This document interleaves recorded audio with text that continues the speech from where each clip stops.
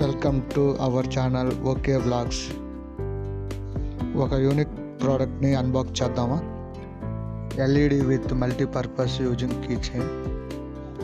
బాక్స్లో ప్రోడక్ట్తో పాటు టైప్ సి కేబుల్ ఇవ్వడం జరిగింది. సాలిడ్ బిల్డ్ క్వాలిటీతో వెయిట్లెస్గా ఈ ప్రోడక్ట్ రావడం జరిగింది. స్ట్రాంగ్ మ్యాగ్నెట్ ఇవ్వడం జరిగింది. మ్యాగ్నెట్ ట్యాప్ కింద ఇగ్నిషన్ ఫ్యూచర్ ఇవ్వడం జరిగింది.